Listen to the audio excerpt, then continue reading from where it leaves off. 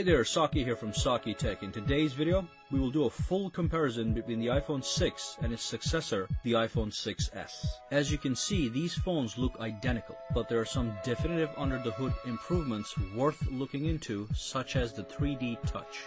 So many of you are actually asking questions such as, should I upgrade or not? Or maybe, should I buy the iPhone 6 or the 6s? Or perhaps, does this upgrade mean anything? And in this video, we will tackle those questions directly. So let's quickly go over everything that hasn't changed, and then we will do a deep dive into some dramatic under-the-hood upgrades that do appear to make the 6s better than the 6. Let's start off with the design and the build. Now, the iPhone always has been a well-designed phone, so it looks gorgeous in its finely crafted unibody frame. It's got a sleek and seamless design with a continuous form factor. And although the exterior design hasn't changed at all, the underlying build material has. The 6s is now constructed from aircraft-grade 7000 series aluminum as opposed to the 6000 aluminum series in the older model. This will fortify the iPhone properly so it doesn't bend out of shape when in your pocket without a case. Now obviously this is a welcome change, but otherwise these phones look identical, but they are gorgeous. While we are on the subject of design, I want to quickly touch on the dimensions. Although the phones look identical, the dimension specs vary slightly. So we have a height of 138.3 millimeters and a width of 67.1 millimeters on both the 6 and the 6s. However, the 6s is marginally thicker at 7.1 millimeters as opposed to 6.9 millimeters on the 6. Not a big deal. Another slight difference we have is in the weight. The iPhone 6s is 143 grams, which is 14 grams heavier than the iPhone 6 at 129 grams. Okay, so 14 grams or 0.2 millimeters isn't a big deal for a lot of people, so I wouldn't put too much emphasis on this marginal difference. So let's move on to the screen size and resolution.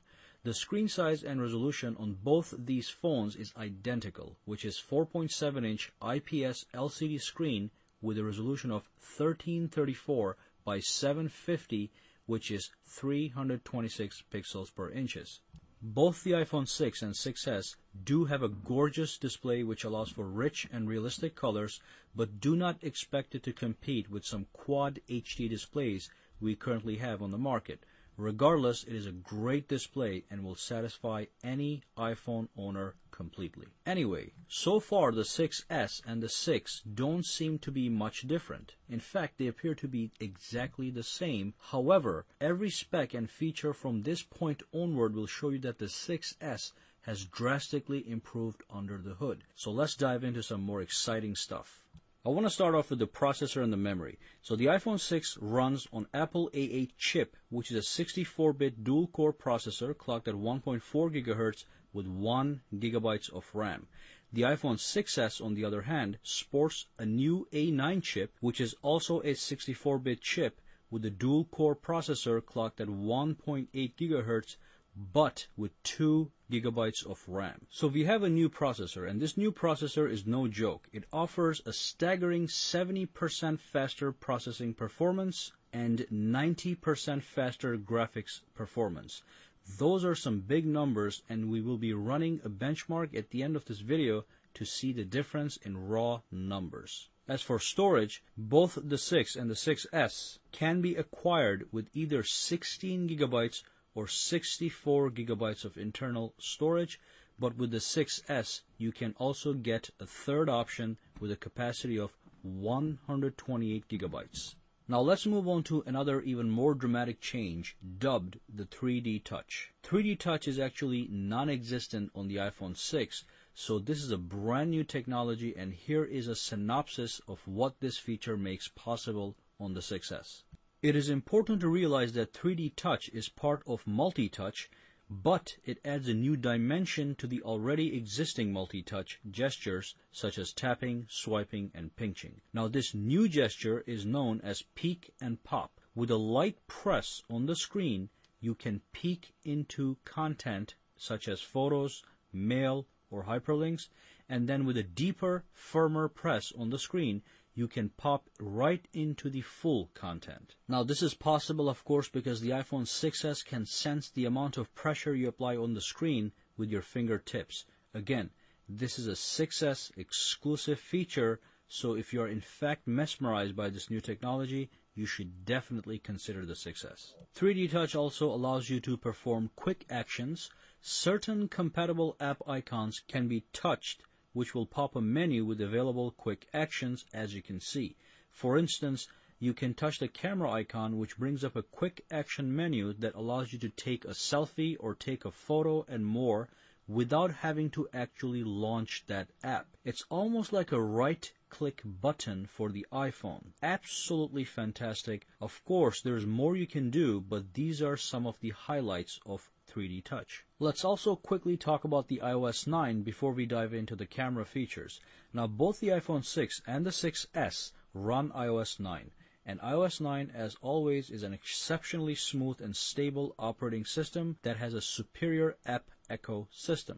Beautiful apps and gorgeous games are waiting to be downloaded by eager users all the time. For more information on iOS 9, its new features and capabilities, take a look at the video links provided in the description below. For now, let's move on to another major overhaul for the 6s, which is the camera. iPhone 6 has a great 8-megapixel iSight camera with an aperture of f2.2, but this camera was actually starting to lag behind in the smartphone industry, with flagship phones from LG and Samsung beating it outright. Thankfully, the 6s now has an improved 12-megapixel iSight camera, also with an f2.2 aperture, which will get you top-of-the-line photos in even higher, crisper resolutions without losing the inherent picture quality thanks to the software and hardware improvements on the 6s. Let's be crystal clear. You will see a definitive difference in picture sharpness, picture quality, and you will get faster focus. This is not going to be some subtle increase in overall quality, rather a glaringly obvious one. So just be aware of that. If you're a camera freak, the 6s will get you a better camera on all fronts. Now, I do want to take a look at the video capabilities of both the 6 and the 6s, so let's dive in and take a look at the various options you can set. So both the iPhone 6 and 6s can record at 1080p at either 30 frames per second or 60 frames per second. Also, both the iPhone 6 and 6s can record up to 240 frames per second at 720p, which allows for super slow motion video shoots. Additionally, the iPhone 6s can now record slow motion video at 1080p at 120 frames per second, which is fantastic. And of course, the 6s also will be able to record 4K at 30 frames per second, which the 6 totally lacks. In relation to the camera, another feature the iPhone 6 totally lacks is the live photos. The option is enabled by default when you launch the camera app, and all you have to do is snap a photo as normal, and the app simply captures 1.5 seconds before and after the time you press the capture button, and then proceeds to append it to both sides of the photo, which results in a live effect. And you can observe that in the video. So the front-facing camera has also seen an improvement. On the 6s, it has been bumped to 5 megapixels from 1.2 megapixels, so definitely expect better looking photos from the front end as well, though the main highlight is the rear camera, and the rear camera is going to be better on the 6s, so make your decision accordingly. So let's move on to the color options you have with the 6s. You can get the iPhone 6s in 4 different colors: silver, space gray, gold, and rose gold. And the iPhone 6 comes in silver or space gray. Finally, let's take a look at the battery. The iPhone 6 has a battery capacity of 1810 milliamp hours. The iPhone 6s has a battery capacity of 1715 milliamp hours. Now, there's a slight difference here. However, you will get the exact same battery life. Now, how do I know this? It's listed right on Apple's website. 14 hours of talk time, 10 days of standby time, 10 hours of internet use, and 11 hours of video playback. You can also get up to 50 hours of music playback. That's the maximum you get for each category I mentioned after a full charge. If you were to mix and match these activities, such as doing some browsing, some texting, a couple hours of gaming and listening to music, maybe for 3 hours, you will easily get a full day of use. I personally don't have any complaints on the battery life, especially with iOS 9, which has optimized the system for optimum battery performance, and you will see this in the 6 and the 6S. You're going to get great battery life. Now let's go ahead and run that benchmark I had mentioned earlier so we can compare the raw processing power between the two phones. We will be using the Geekbench benchmarking tool, which simulates real-world scenarios to stress test these devices, and then we will analyze the scores. So let's dive in. So as you can see, we cleared everything in the background. We launched Geekbench, and now we are running the actual benchmark.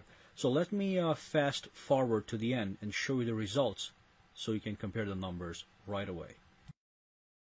And wow, here we got the results, and as you can see, the single core performance on the iPhone 6 is 1618, on the 6S it's 2554, and the multi-core is 2904 on the 6 and 4436 on the 6S.